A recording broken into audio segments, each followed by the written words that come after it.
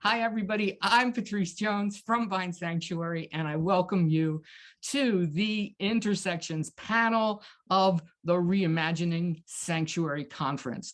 I'm not going to say anything other than thank you so much to all four of our speakers today, Dana McPhall, Miko Brown, Kwok Lee, and Darren Chang, each of whom is going to be introducing themselves.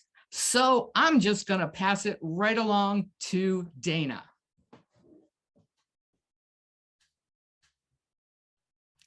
Who is on mute?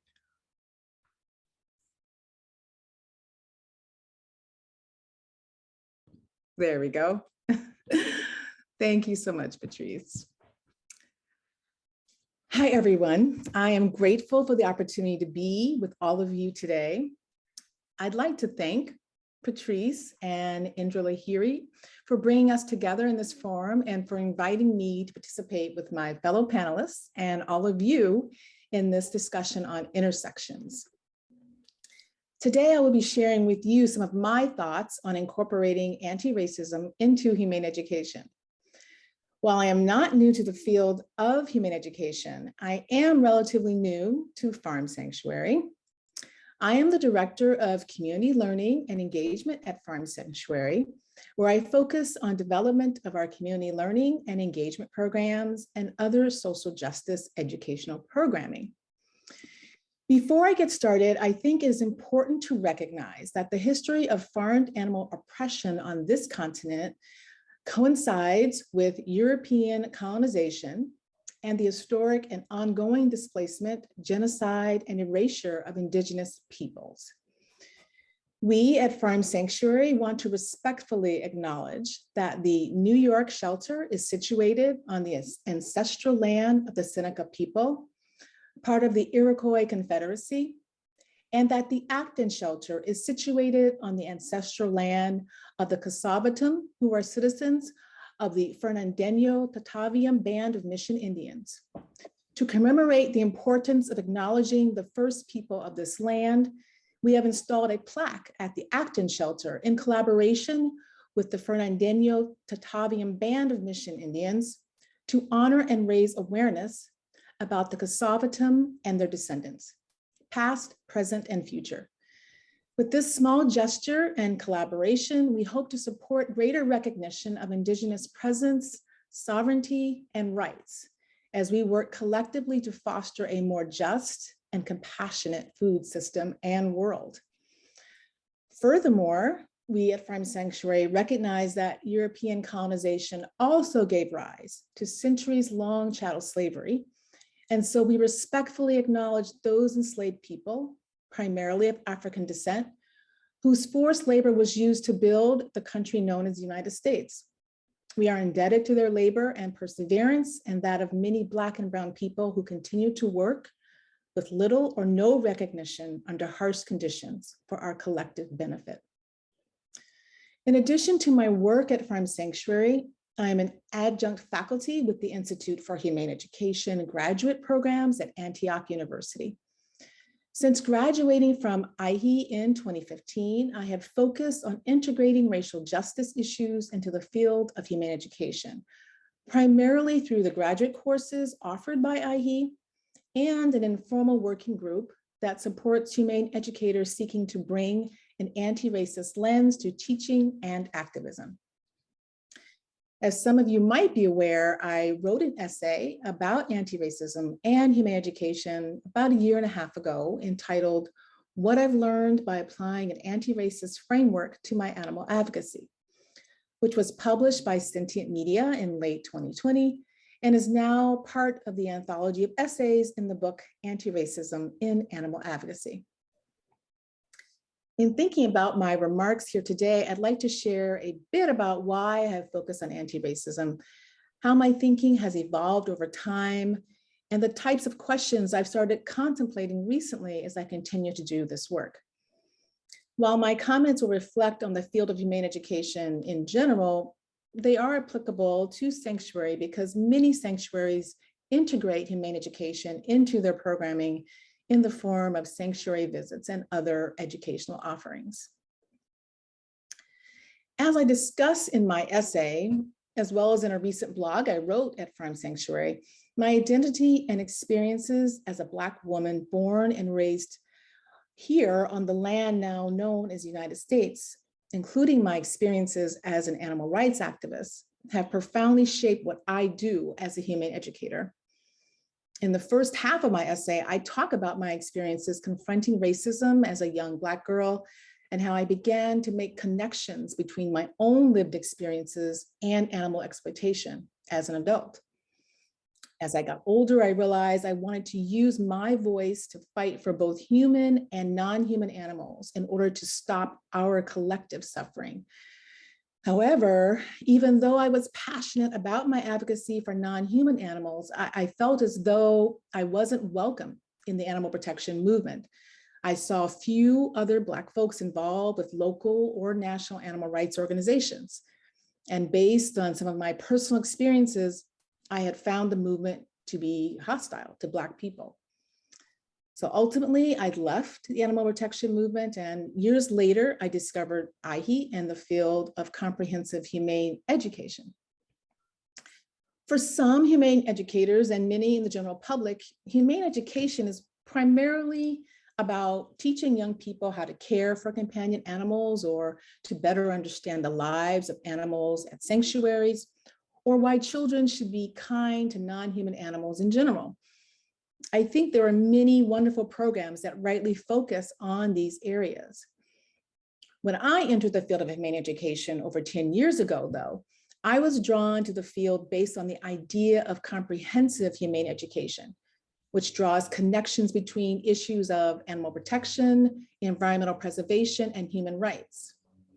Comprehensive humane education recognizes that the harm and exploitation inflicted on humans, non-human animals, and our environment are often caused by underlying and interlocking social structures, cultural norms, and individual biases, which create and sustain benefits for certain groups and actively cause harm and deprivation for other groups, both human and non-human. So, for example, in talking about the food system, we can consider a range of harmful patterns of use and harm. The abuse of farmed animals, pollution of low-income communities and communities of color, injury and exploitation of food industry workers, and discriminatory practices around who has access to wholesome food. Comprehensive humane education seeks to foster ways of thinking and forms of action that can lead to more just, humane, and sustainable systems that are beneficial to all. When I first began thinking about integrating anti-racism into humane education, I primarily focused on a critical examination of the ways racism operates within society, both at the individual and systemic levels, especially how some individual animal rights activists and animal advocacy groups and organizations perpetuate racism through campaigns, for example, such as campaigns that made crude comparisons between animal exploitation and Black chattel slavery, and how acts of racism have created barriers to more representative, inclusive, and consistently anti-oppressive movements. I also considered the ways in which racism and speciesism show up as interrelated systems of oppression, such as within our food systems, as I mentioned earlier, where farmed animals are used and abused, food industry workers are exploited, and many communities of color endure the effects of pollution from factory farms. But as I explored the writings of vegans of color, such as Afin Silko, I began to also focus on better understanding theoretical frameworks for considering how racism, anti-Black racism in particular, and animal oppression might be thought about together and not as independent systems of oppression that operate separately and are specific to only certain types of bodies. So based on their teachings, I have come to not only see racism and speciesism as interconnected, but originating out of a common source, which is the colonial construct of race and white supremacy. Essentially, white supremacy, which I'm defining as the ideology that white people and their ideas, thoughts, beliefs, and actions are superior to those of Black, Brown, Indigenous, and people of color, or BIPOC, creates a hierarchy based on race and skin color, and equates the idealized human with whiteness. At the same time, white supremacy creates a human-animal binary in which the conception of humanity and human is considered to be in opposition to animal. Here's an excerpt from the book Aphorism, which I quote in my essay, that describes how both human and animal are racialized terms. Quote, white is not just the superior race, it is also the superior mode of being. Residing at the top of the racial hierarchy is the white human, where species and race coincide to create the master being. Resting at the bottom as the abject opposite of the human, of whiteness, is necessarily the nebulous notion of the animal. These notions of human and animal lead to the creation of what the co-sisters call, and I'm quoting, the violence-producing category of the animal and or subhuman and or non-human. So I have come to view bringing an anti-racist lens to humane education to include the articulation of animal exploitation from the perspective of my own social position within a white supremacist society, from the perspective of a Black person subjected to anti-Blackness, where many of the worst effects of racism, namely violence, have been inflicted upon Black people with impunity. Now my humane education work consists of seeking ways to not only deepen my knowledge and understanding of white supremacy and systemic racism, anti-Black racism in particular, but also to explore the implications of placing a critical analysis of the human-animal binary that is the core of white supremacist logic at the center of humane education praxis. Now, before I give some specific suggestions for how humane educators and activists can incorporate anti-racism into their work, I want to offer a few words of caution in terms of approach. First of all, as discussed by the co-sisters in Aphorism, the exploration of theoretical frameworks for understanding that human oppression and animal oppression have a common source, i.e. white supremacy, does not mean that it's appropriate to compare the oppression of humans and the oppression of non-human animals.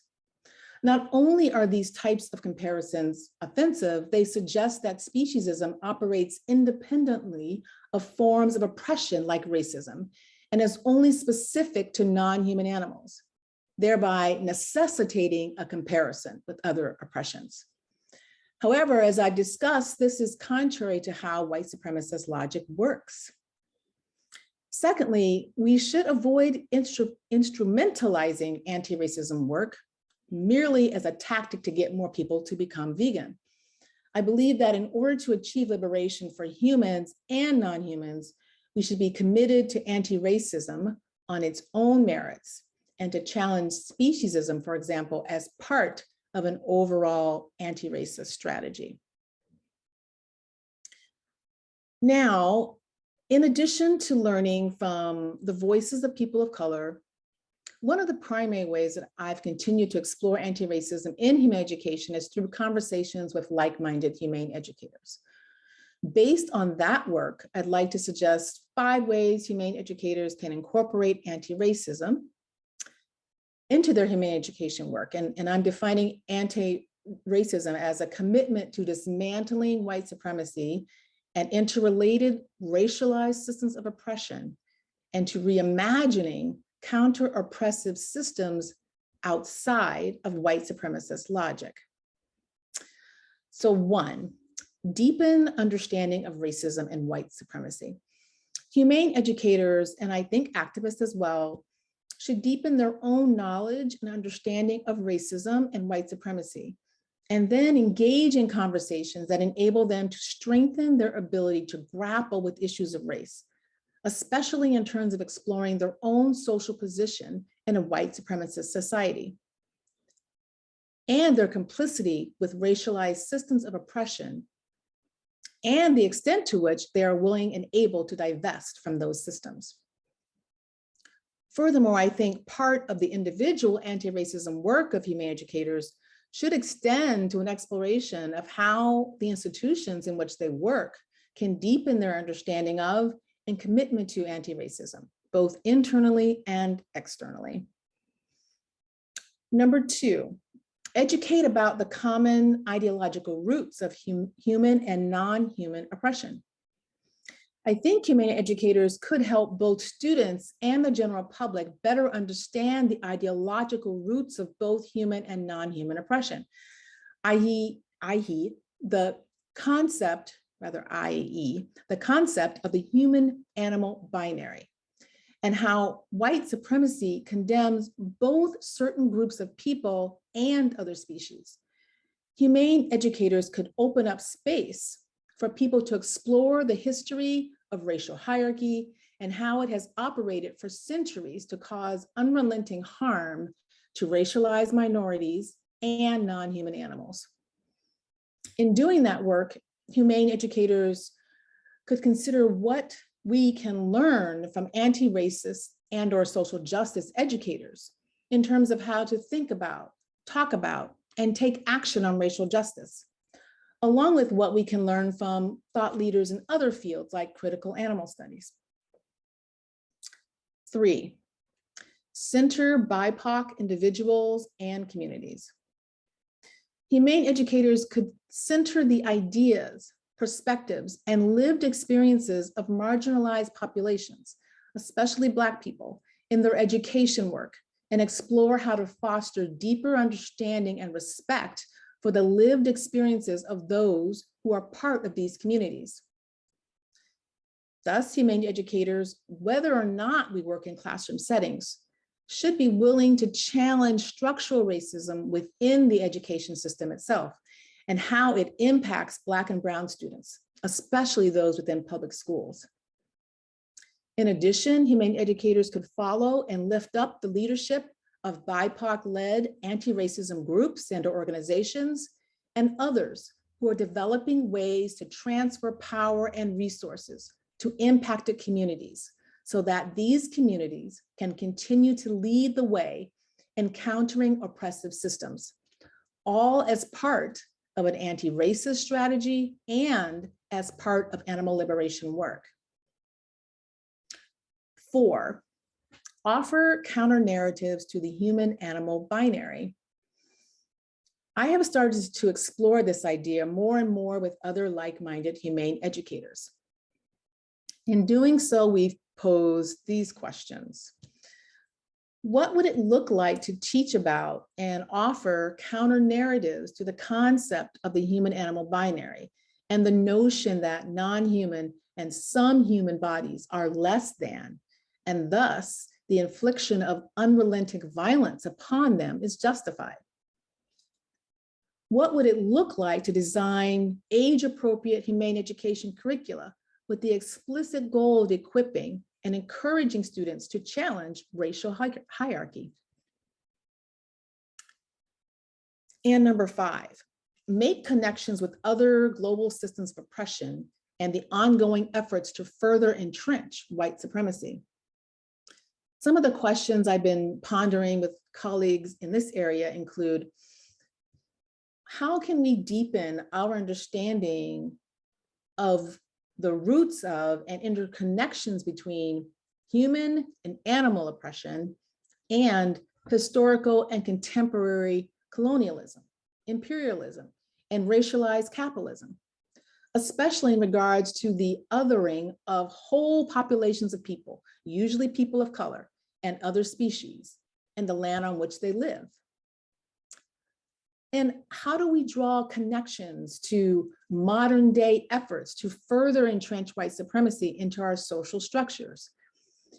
Efforts such as banning the teaching of topics related to racism and white supremacy in schools, and suppressing and undermining the vote of traditionally disenfranchised communities of color, and continuing to disrupt local and worldwide community efforts to reverse the climate crisis that is already devastating marginalized populations and other species around the globe.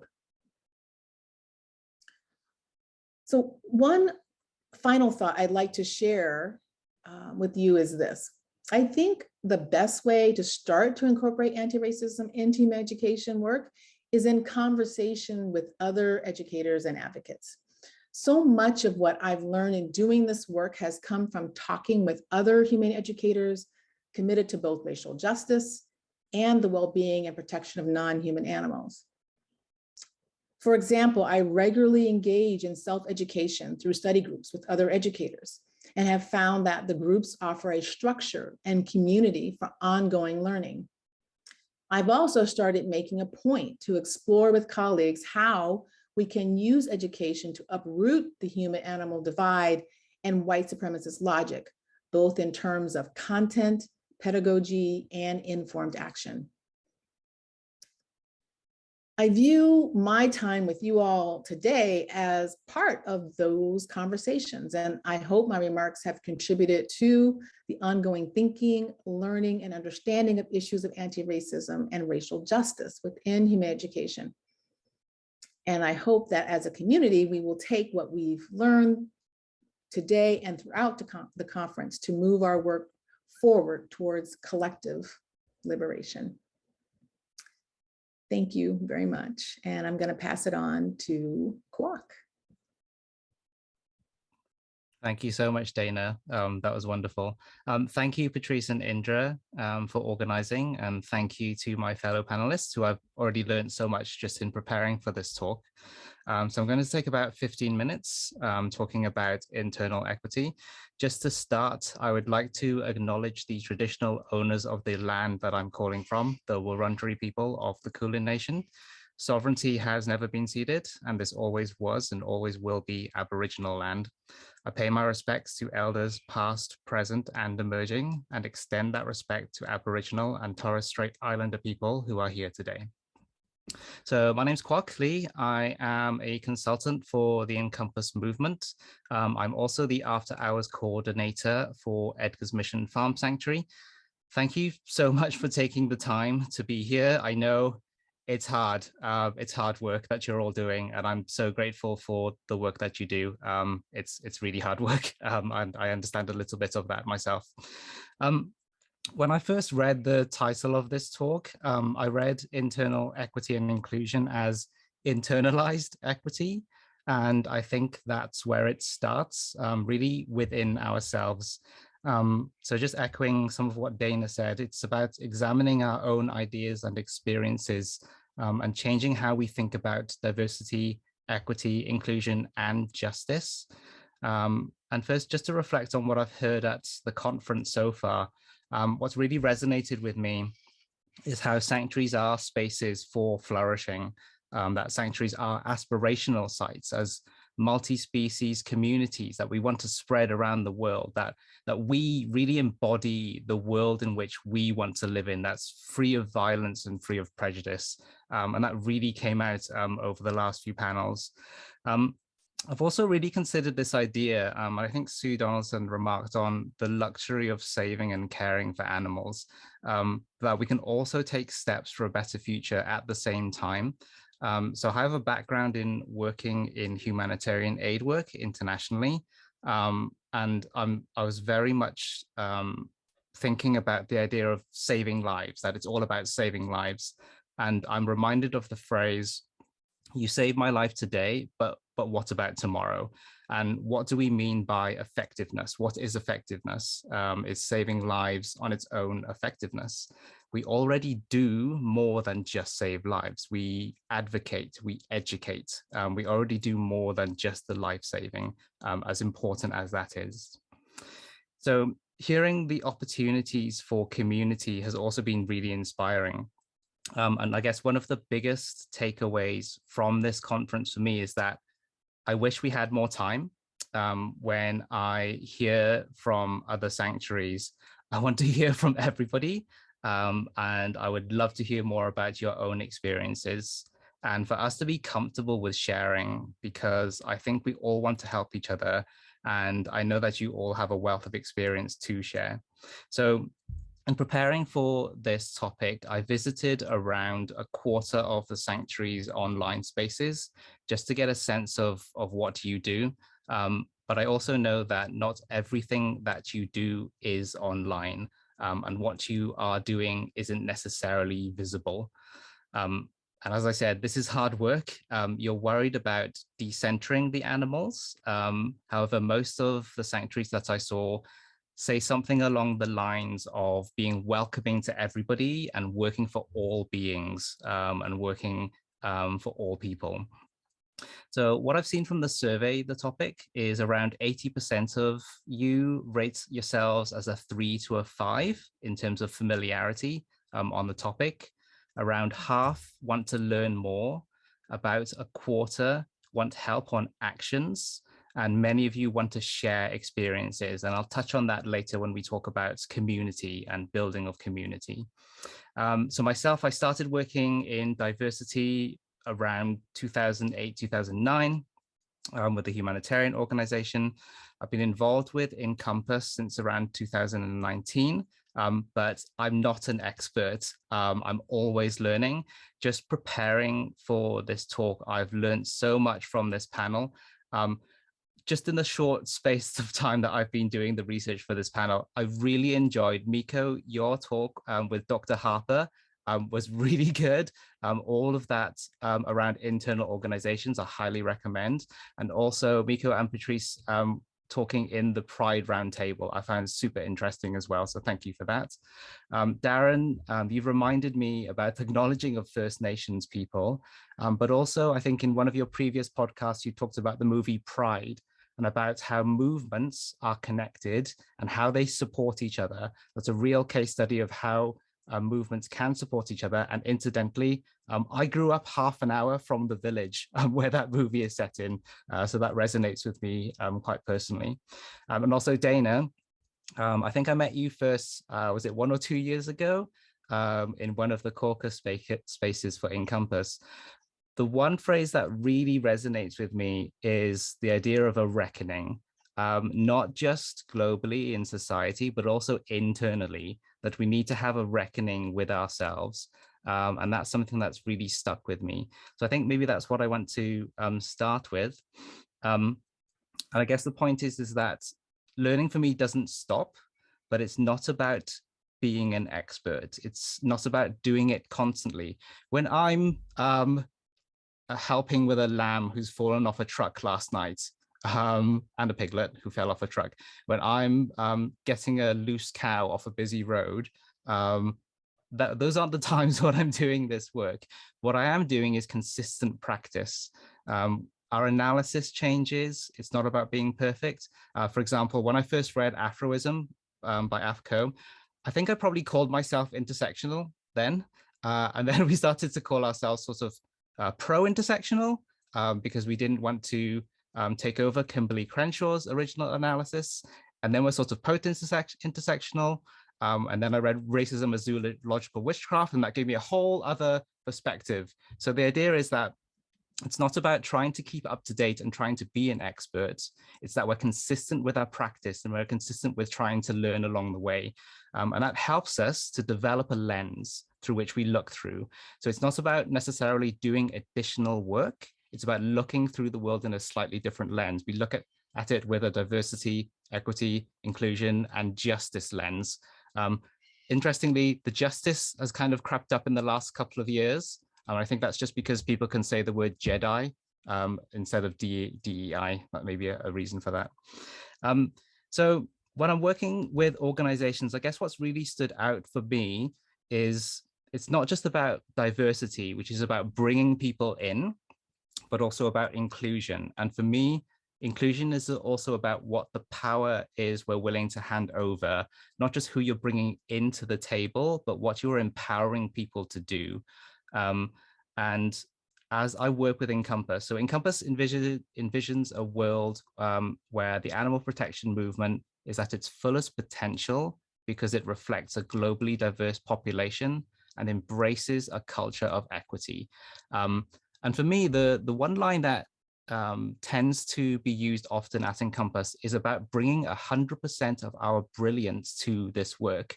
And it's really a reflection that we're not single issue people. We have lots of different sides to ourselves. And I'm not only a sanctuary worker. When I've worked in humanitarian aid, I also worked in animal rescues. And between working in sanctuaries, I also worked in humanitarian aid. We can do both. We have many different sides to ourselves. So another thing that Encompass has is their Global Majority Caucus. It's a monthly check-in. It's via Zoom, and it usually meets at around 3 or 4 o'clock in the morning. It's not a great time for me where I'm located in my time zone. Often about 5 minutes before the Zoom call, I'm very tempted to not show up and just to go back to sleep and to slip back into my comfortable bed. And I don't always show up, but often I will. I'll push the button and show up. There's a Slack message board as well, which I rarely enter anything into. But the point is that I want to be consistent. I want to keep in touch, that there's a consistency of practice and staying in touch with what's happening and building a community with other people.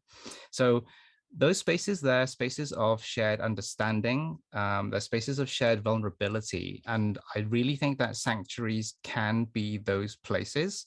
They're a reflection of the world that we want to live in, and they can really bring people in from other movements, because we Black, Indigenous, people of the global majority, BIPOC, we are already part of this movement. When I think about internal equity in organizations, what I've seen work is to try and move before we think we're ready, in a way that tries to minimize harm, to not repeat oppression.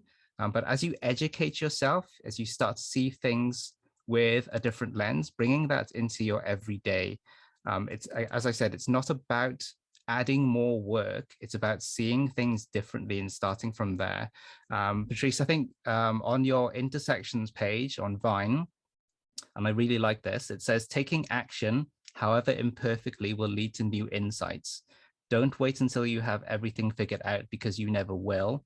Do what you can, be kind to yourself and your comrades along the way.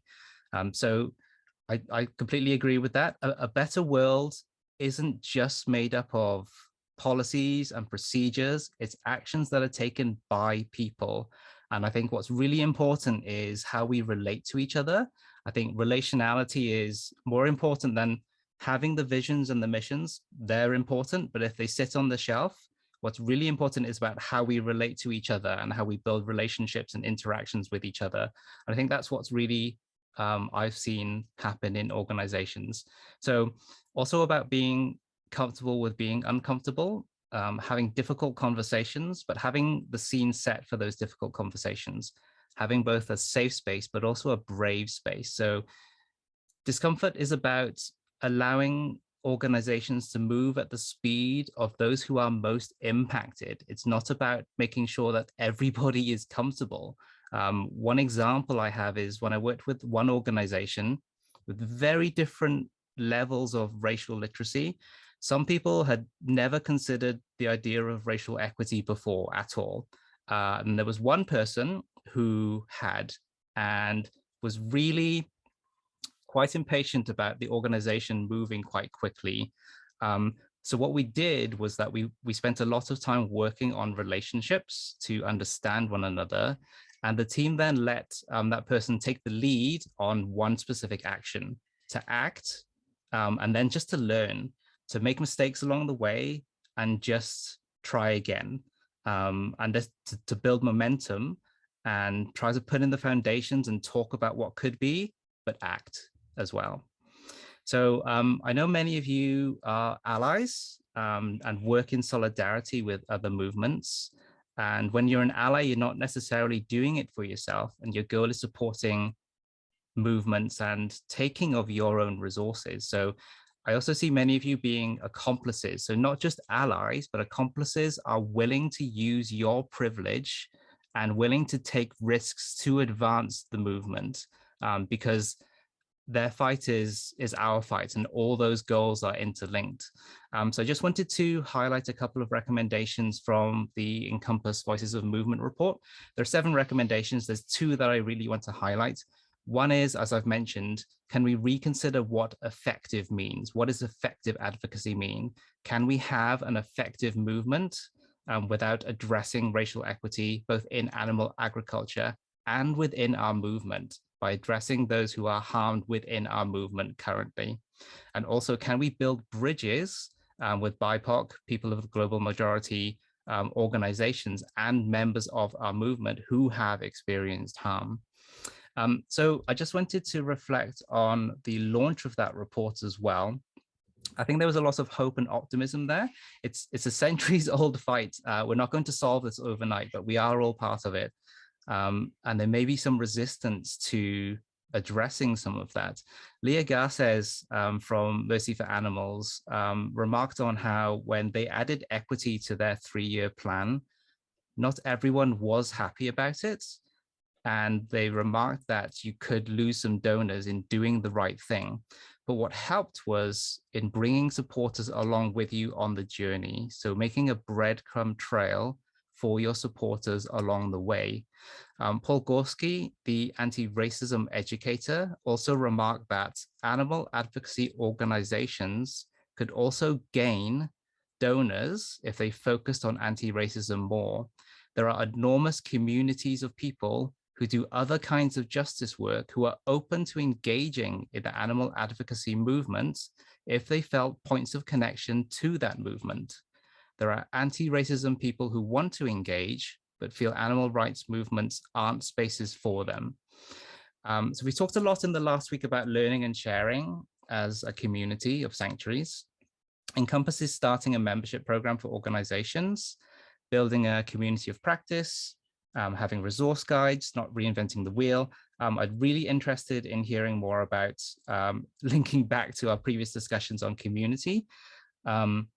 We also have a equity training starting on April 6th.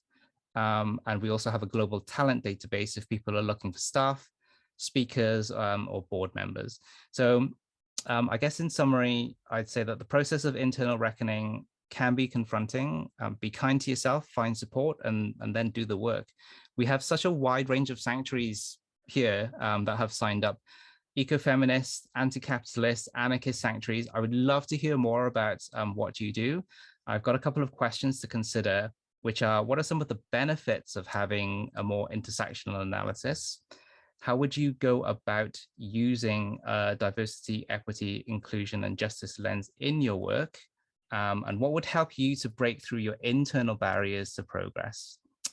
Thank you for listening. I'm going to hand you over to Miko.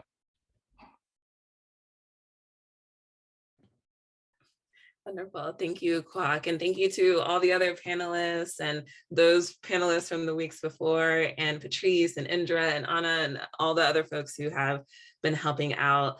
It's so good to be here with you all. My name is Miko, and you can use my name in place of pronouns. I am a director of social justice initiatives at Farm Sanctuary. And just to give you all a little bit more of an understanding of my positioning in relationship to this work within the sanctuary movement, I first interned at Farm Sanctuary in the fall of 2015, after interning at another sanctuary for 2 months, and after completing several terms of service with a national service program called AmeriCorps, working in different issue areas and communities we were invited into within the Pacific region of the US. I interned at Farm Sanctuary in Northern California on the occupied ancestral land of the Paskenta Band of Numlaki Indians. And I interned there for 4 months, supporting with the care of sanctuary residents before taking on a staff position as Farm Sanctuary's volunteer program coordinator in Watkins Glen, New York, on the land of the Seneca, supporting with Farm Sanctuary's volunteer and intern programs, as well as supporting with tours and events. I worked at Farm Sanctuary while simultaneously pursuing a master's degree in social change, which really shaped my understanding of the farm to animal sanctuary movement in our food system. And I later took on roles as a humane educator, supporting with the Los Angeles area in classroom programs for middle and high school students, and then transitioned to a remote role as social justice coordinator, manager of social justice programs, and then senior manager of social justice programs before this role. So I have experienced different dimensions of sanctuary work, but have largely been working within the realm of education and program development. And while I have spent time working at or near all of the shelter locations, I am presently working remotely and no longer live near the shelter locations.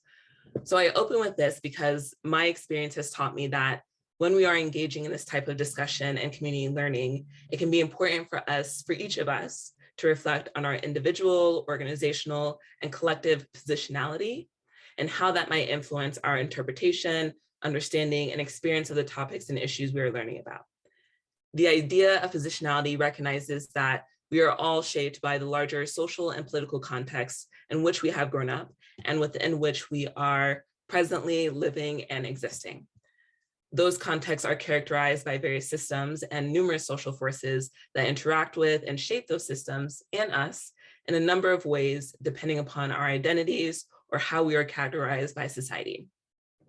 The emphasis on position and positionality involves a recognition that we exist and operate in a world of relationships between us and our environment, between us and other individuals, organizations, groups, movements, other species, all as part of various systems that interact with and shape each other.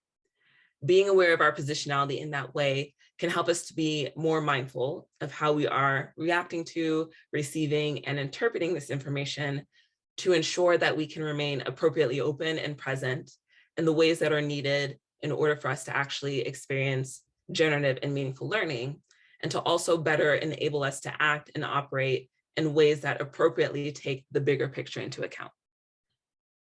Now, when it comes to the farmed animal sanctuary movement and just the nature of the work and idea of sanctuary to begin with, there can be this potential to be oriented toward a more insular and narrow understanding of sanctuary and the treatment, use, and abuse of farmed animals.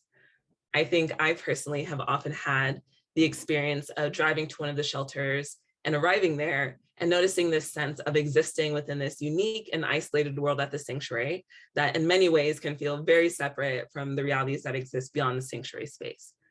But I think a critical shift in that understanding can come when we recognize and deepen in the realization that the story of one farmed animal survivor of our food system is a reflection of a larger pattern of harm throughout our food system as a whole, that not only affects farmed animals, but also workers, communities, in our environment. When these issues are understood as part of a larger system, it becomes clear that a food system with harmful conditions for farmed animals translates into harmful conditions for farm workers and vice versa. If we intend to successfully disrupt that pattern of harm, we must consistently challenge it wherever and however it manifests, and be committed to confronting the roots of that harm. So just to briefly reiterate those three ideas that I've named so far, this awareness that we exist within and as part of these larger systems that are shaped by various social forces and are characterized by pervasive patterns of harm that not only affect farm animals, but also workers, communities, and our environment. If we intend to successfully disrupt that pattern of harm, we must consistently challenge it wherever and however it manifests, and be committed to confronting the roots of that harm, and the importance of being mindful of our own positionality, both individually and organizationally, in relationship to these topics and issues. So when it comes to the United States food system, we're referring to the expansive web of relationships involved in providing humans with what and who we eat for food.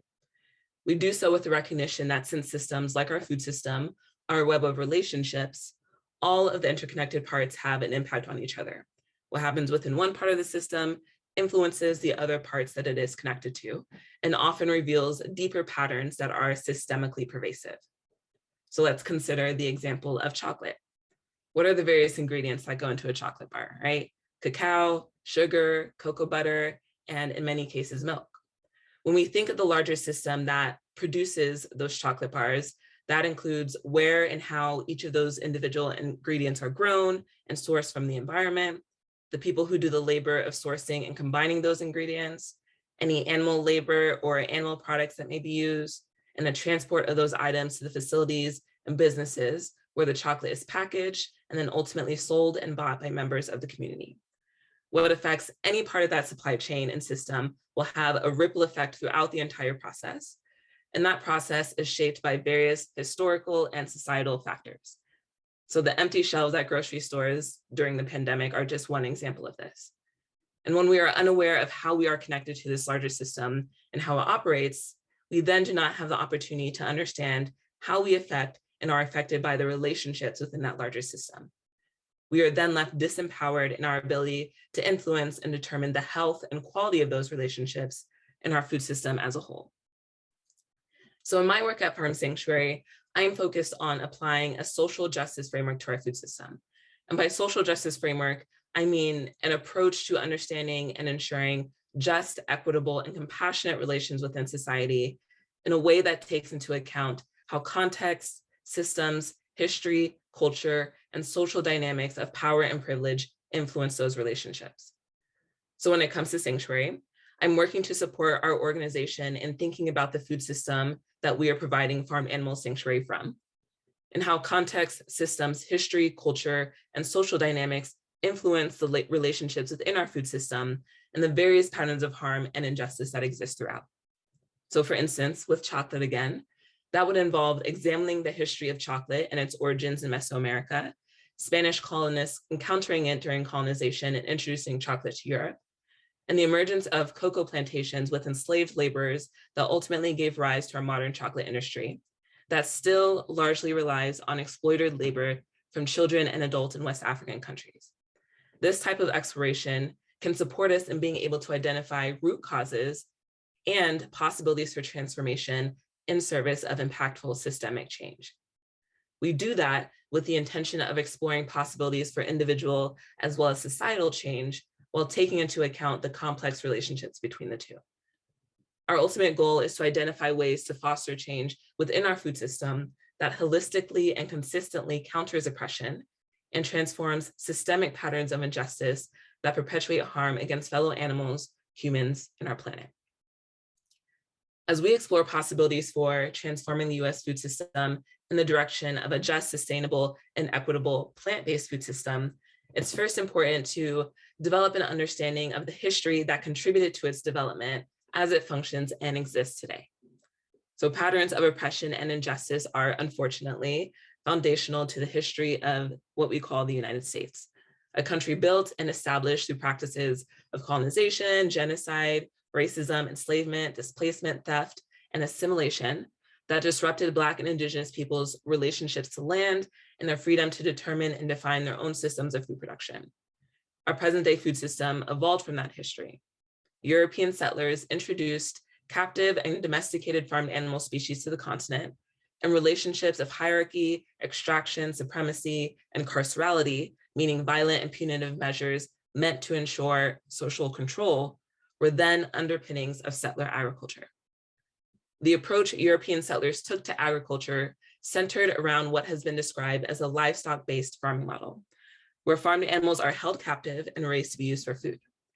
The underlying values that informed this approach to agriculture were based upon a colonial worldview characterized by ideas of hierarchy and domination with a focus on expansion that influenced settlers' views of and relationships with non-human animal life and the environment, as well as the human populations they encountered. So this context contributes to the understanding that the way we currently farm and use farm animals for food in the United States grew from this history of animal agriculture by European settlers. It is a legacy of what is sometimes called Euro-settler animal agriculture.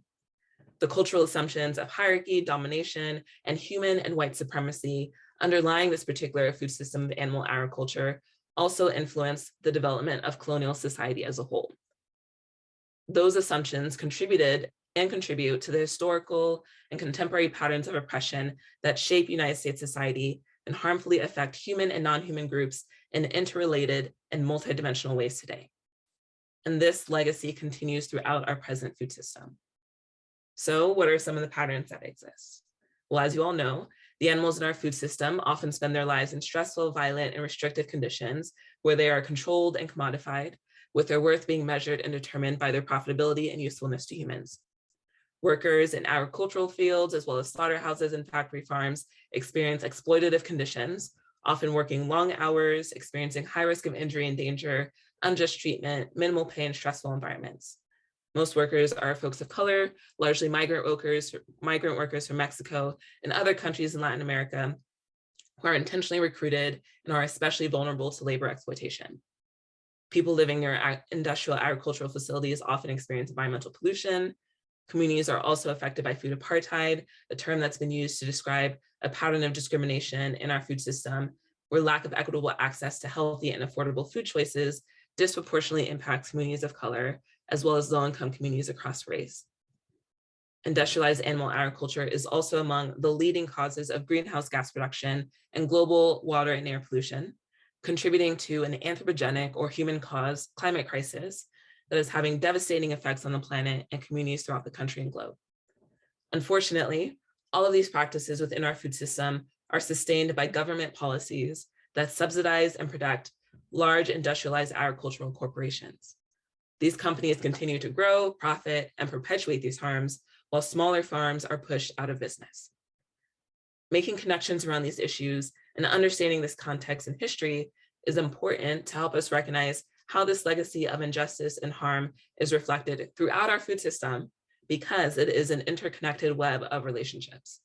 Therefore, confronting these injustices as single issues rather than as an interrelated system only promotes further harm instead of preventing it. So what does that mean for us as sanctuaries? It means that our approach and messaging must be informed by and reflect the understanding of the mistreatment of farmed animals as part of a larger pattern of harm throughout our food system and society. Our messaging and approach must be informed by and reflect an awareness of the social forces that shape our food system and society, such as capitalism, human and white supremacy, and carceral and colonial logic. And our messaging and approach must be informed by and reflect a commitment to working in solidarity and in collaboration with all those impacted by those harmful patterns and forces in order to promote justice and build powerful coalitions for creating change. At Farm Sanctuary, we have only just really begun to deepen in that understanding and approach over the past few years. There are various ways that we try to integrate that understanding and those values into our messaging, approach, and programs. And we are continuously learning, reevaluating, and reassessing our strategies and culture to ensure that we are always moving in the direction of greater equity, justice, sustainability, and compassion. So to briefly share a few examples of this, we created a staff DEI committee at the beginning of 2019 that later evolved into a staff equity and social justice planning committee to support us with organizational alignment with equity and social justice, and in collaborating with various consultants to help guide us in that work. We incorporated these values into our strategic priorities as an organization and allocate time, staff capacity, and budget to continued learning, strategy development and implementation, equity and social justice initiatives, and solidarity, coalition, and relationship building. We shifted to focusing on food system advocacy and recognition of the systemic harms I previously mentioned, which includes advocacy for farm animals as part of this broader systems level strategy. So this strategy includes both assessment and concern for impact on farmers, workers, and communities alongside animals. And being mindful of our positionality as an organization, we are intentional about being aware of what we don't know, when it is important that we follow the leadership of others, and how we approach relationship building to ensure that we are aligned with the needs and wants of whoever we may be partnering or building a relationship with. An example of this includes engaging in dialogue with the tribal communities whose lands our shelters are located on about their needs and desires around relationship with us, and what feels most meaningful to them as far as actions we can take to promote recognition of Indigenous sovereignty and rights. We work to apply a social justice framework to our educational programming for young learners, middle and high school students, college students, and adults. Examples of this include our factory farming through a social justice lens presentation for students in grades 5 through 12, an essential farm workers and conscious food movements presentation that we give to college students in collaboration with the Coalition of Immokalee Workers and the Alliance for Fair Food, where we engage in dialogue with a farm worker from the Coalition of Immokalee Workers and a staff representative from the Alliance for Fair Food. and our Social Justice in Our Food System 12-week-long virtual community learning program for adults. We also provide continuous staff learning in relation to these issues and are further developing ongoing support to help staff with integrating their learning in their various roles and departments. Our events and experience team is deeply intentional about planning virtual and in-person sanctuary events that reflect an understanding of sanctuary, the treatment of farmed animals in our food system that is rooted in a commitment to equity and social justice.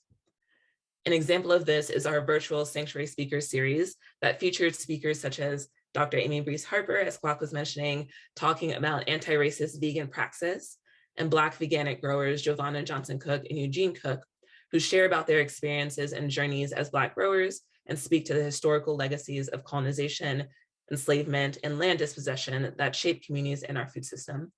And we also hosted a virtual event in 2020 entitled Exploring the Health of Our Modern Food System that brought together people working in various different dimensions of food justice for a panel discussion on the effects of COVID-19 on our interrelated food system. And lastly, of these examples here, we are also working to develop a community engagement program to support community organizing and building in alignment with these efforts and values. So these are just a few examples of how we as Farm Sanctuary are practically trying to incorporate and apply an equity and social justice framework to our approach that recognizes and works to address the interrelated patterns of harm and injustice that are present throughout our food system. As sanctuaries, we have the potential to serve as liberatory spaces for counter-oppressive learning, practice, and change that promote justice for farmed animals and all beings and ecosystems impacted by the harm of our food system.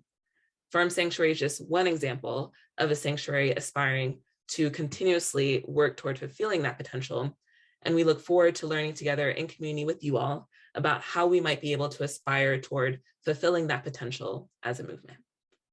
So thank you, everyone. With that, I will go ahead and turn it on over to Darren.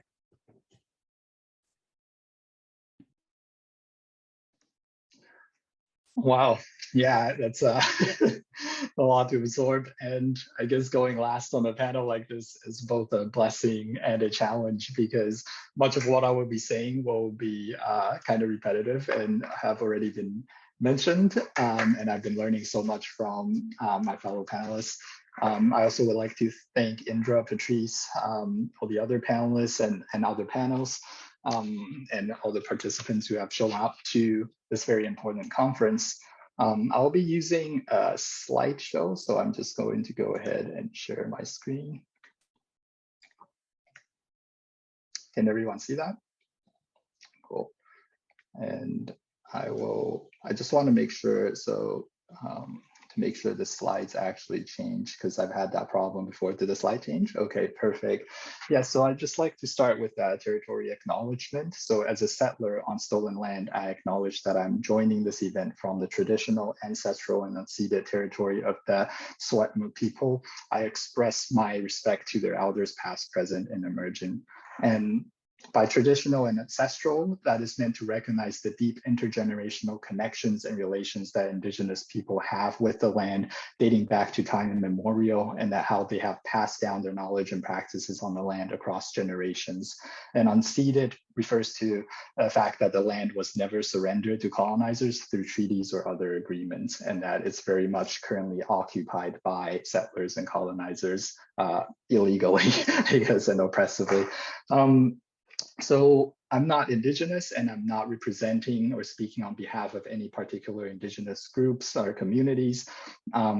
I'm currently a PhD student, I'm a researcher, and much of what I will be sharing will simply be stuff that I've been reflecting on and learning about over my past decades worth of grassroots activism work, primarily in the animal advocacy movement, but I've also tried to spend as much time as possible that I have to learn from other social justice movements. And here in so-called Canada, a lot of that is would be Indigenous-led decolonial struggles.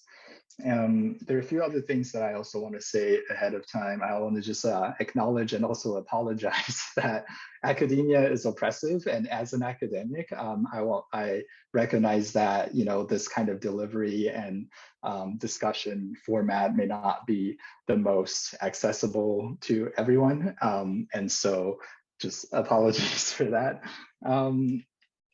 Yeah, I'm also not currently directly engaged in any kind of rescue or care work at sanctuaries, even though in the past I have here and there off and on worked as a volunteer and or I have shown up as a visitor to sanctuaries. And so like what Ilan said in his presentation on the other panel, I'm not looking to prescribe any particular things that sanctuaries should do by merely offering some perspectives and suggestions. And I think ultimately I have a lot to learn from all of you who are currently doing sanctuary work, and you'll have a much better understanding of what might be best practices in your local context. Yeah, so with that said, what I'll be talking a bit about today, like I mentioned, have already been discussed and brought up in all the talks prior to me, from Dana, from Kwok, from Miko. But I thought it would still be helpful to kind of dive a little bit deeper into what exactly is colonialism as experienced and defined by Indigenous peoples, and why is this relevant to animal advocacy movement and for this conference for animal sanctuaries more specifically. So this article is great. It's What is Colonialism? It's a Teen Vogue article. And I'll just mention, I'll share all their resources too on the discussion board when I get a chance to do that. Whether there's links to books or articles and stuff like that, things that I'll be discussing in my slides. So colonialism is when one country violently invades and takes control of another country, claims the land as its own. But that's not all it is, because I think colonialism entails bringing about an imposed worldview on an entire people, and colonial logics presume the right to own all things on the land as private property and organize beings and entities through hierarchies and binaries. And we've seen examples of that. Dana has given plenty of examples of how white supremacy is an example of how this process works when we organize humans and animals in hierarchies and binaries. And another main characteristic of colonialism is that they function through dispossession. So it's very much about theft of land. It's about domination. It's also about extraction of resources for profit, and assuming that resources are there to be extracted for the benefit of settlers and colonizers to sustain their colonial projects in future and their economic systems.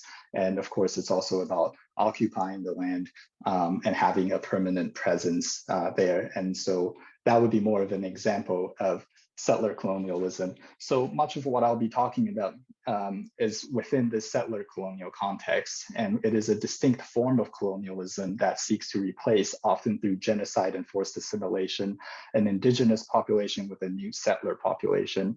A settler is defined as any non-indigenous person living in a settler colonial state like the United States, Canada, Australia, or New Zealand.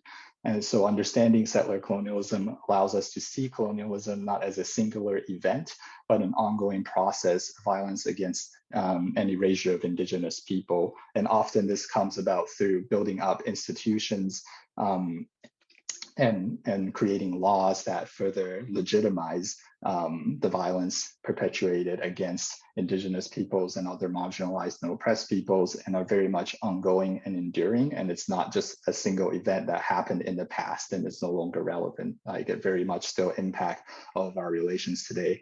And I just also want to quickly say that I understand, because this is a very specific context, and so for some of the attendees to this conference, perhaps you might think, like, you might question why this would be relevant, say, if you have sanctuary elsewhere. But I think that is outside of a colonial or settler colonial context. But the reality is that colonial logics through global capitalism and imperialism have very much extended to almost every part of the world. And so I think we all have the obligation and responsibility to confront it whenever we see these kinds of dynamics appear, and these logics operating to justify violence and oppression and domination. And so for if you're in Europe, for example, just the fact that, a lot of these kind of frameworks and worldviews originated within Europe, that's almost like all the more responsibility that you might have to challenge these things.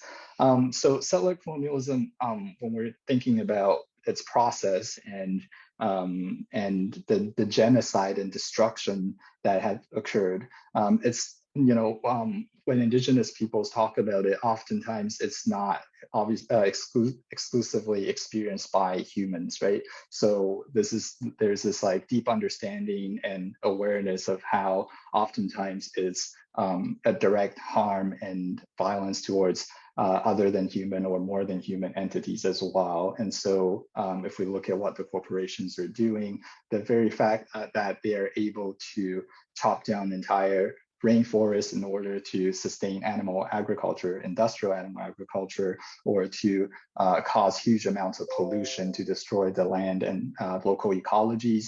And also a common example, often referenced example, the massacre of bisons on the plains in order to further colonial projects, where tens of millions of bisons were hunted and murdered down to a population of only a few hundreds at one point. These are all examples of how colonial violence already in the beginning and its very inception kind of produced violence against humans and non-humans alike. And another very important thing to discuss when we're talking about colonization is the central role that land plays in colonial struggles. It's pretty much the entire struggle is, the entire decolonial struggle is often premised on land. And here I found this distinction between capital L land and lowercase l land to be pretty helpful in understanding what we're talking about. And this is stuff I've been learning from Max Liboiron, who is a Métis scholar, and through their work in a book called Pollution, Is Colonialism, which I highly recommend. She also cited and referenced Stiers and Zinga. And so they talk about how, they've chosen to capitalize land when they're referring to it as a proper name, indicating a primary relationship rather than when used in a more general sense. So for Indigenous peoples, land, the more general term, the lowercase land, refers to just the landscapes, the physical stuff as a fixed geographical and physical space that includes earth, rocks, and waterways, whereas capital L land, the proper name, extends beyond a material fixed space. Land in this case, the capital L land, is a spiritually infused place grounded in interconnected and interdependent relationships, cultural positioning, and is highly contextualized. And so for Liboiron, likewise, they say, when I capitalize land, I'm referring to the unique entity that is combined living spirit of plants, animals, air, water, humans, histories, and events recognized by many Indigenous communities. And so when Indigenous peoples refer to land, it's often both at the same time. They are talking about the physical space that have been conquered and stolen and exploited and extracted, but they're also talking about land as a set of relations and also as an agent, very much as a teacher that informs Indigenous knowledge and worldviews and teaches them how to live in reciprocity with all the relations across the land, whether living or non-living. And that has led to a lot of decolonial struggles in recent years, explicitly demanding land back. So land back has now become a wider kind of set of movements, social movements that have really been, just fighting and struggling for the return of land to Indigenous peoples, wherever that could be done. And so why is this all relevant to animal sanctuaries? I think, sanctuaries work to challenge and dismantle colonial capitalist animal exploitation industries, which are destroying lands and waters while perpetuating mass institutionalized violence against humans and non-humans alike. Many sanctuaries also directly challenge the property status of animals. So in many ways, animal sanctuaries, a lot of the existing and current practices are actually already fairly aligned with decolonial struggles and the indigenous worldviews that are opposed to thinking about other more than humans as properties that could be owned and exploited. And yet at the same time, most sanctuaries are founded by settlers who have benefited from the existing colonial capitalist land relations of private property, which have allowed them to acquire lands to rescue and provide care for these animals, right?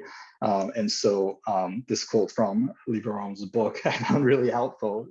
They said, people do not have to be jerks to maintain and reproduce colonial relations. They can have benevolent environmental goals. They can be working to solve important scientific questions. But if the land relations are colonial, the solutions, initiatives, and studies that flow from those relations will also be colonial. And this is just something that we have to be very mindful of.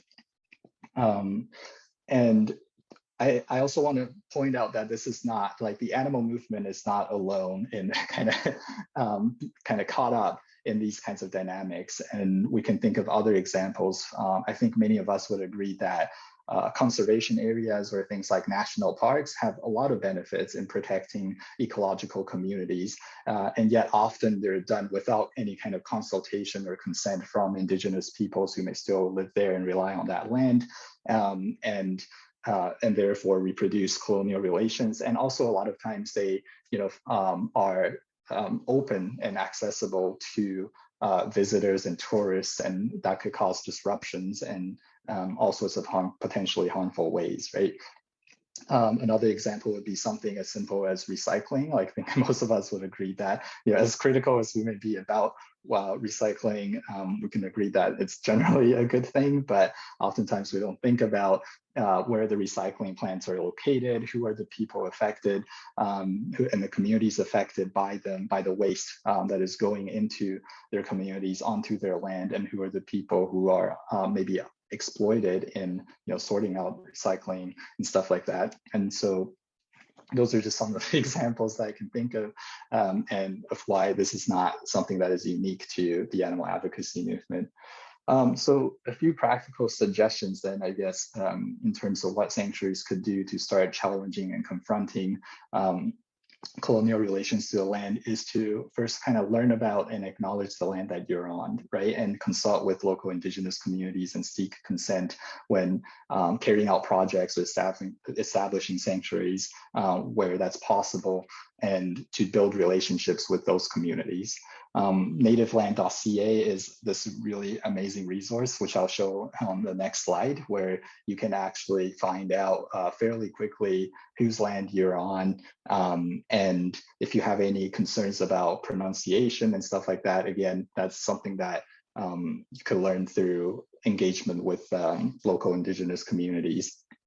And the other thing, and I think Miko already gave amazing examples of this, which is to make humane education more historical and holistic. So don't be afraid to learn and tell more complex stories when we're doing humane education work, even if it's only focused on the animals or centering around animals, we can still talk about their histories and where they come from, because these farmed animals that are being mass exploited here on stolen land didn't just come from nowhere, right? And I think a lot of times for the sake of advocacy effectiveness, however it's defined, I think there's a tendency where people like to keep the narratives and stories simpler. And I do agree that sometimes that is actually a better option.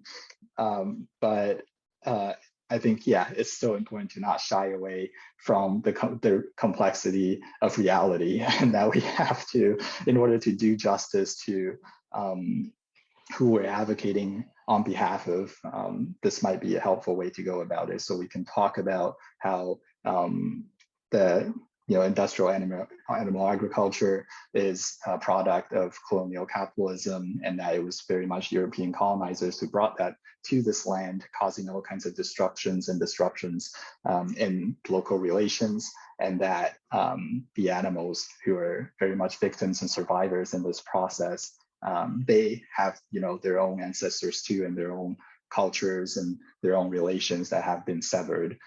So just kind of reframing our education and messaging in these kind of more anti-colonial, holistic and historical terms helps us to kind of acknowledge the past harms so that we can properly address them. And again, like being aware of our own social positions and privileges as settlers and descendants, and consider our complicities in colonialism and our impact on the land, and what our obligations to colonial struggles might be.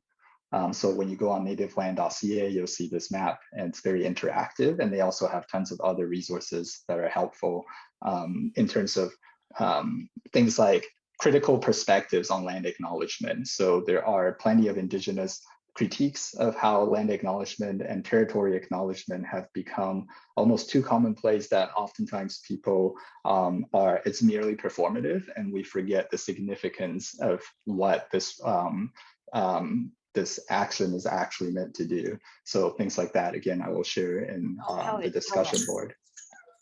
So some concluding thoughts. I just want to quickly reflect on two common concerns that are raised by animal advocates. And I think this is almost a very important starting point to this is almost like the groundwork, because unless we address these kinds of concerns, it's very challenging to even move beyond and have more uncomfortable and challenging discussions about engaging in anti-oppression work. So the first one is how to be aware of human-centric topics without it dominating the animals movement. So still kind of seeing movements as separate.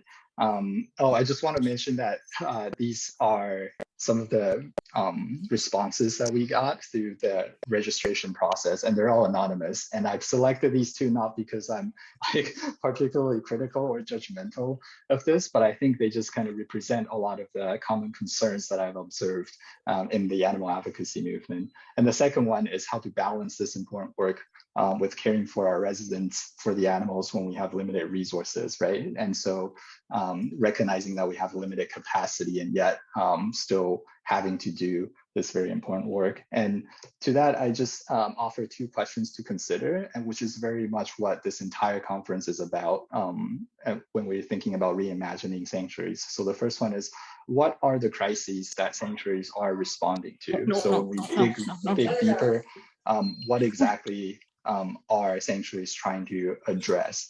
And the second one, more for future looking, kind of where do sanctuaries want to go in the future, and how do we actually get there? And I guess perhaps what I'm really suggesting is, what if we can't actually achieve animal liberation without engaging in more intersectional, decolonial, anti-oppressive work, right? What if they're very much part of the same package? And I know that some people might disagree with that, but nevertheless, I think that's important to consider. So kind of like what Kwok was suggesting, I guess I'll just end with this idea, is that we're not really trying to get people to do additional work, but rather just reframing our activism through intersectionality and anti-colonialism. Like, perhaps it's something that simply must be done to bring about liberation and justice for all. It does take work, but sometimes if we just shift our framework and our thinking on things that we're already doing, perhaps it isn't, additional burden, but something that is just necessary. So I will end there, and I look forward to questions and discussions and continuing to learn from everyone else. Thanks.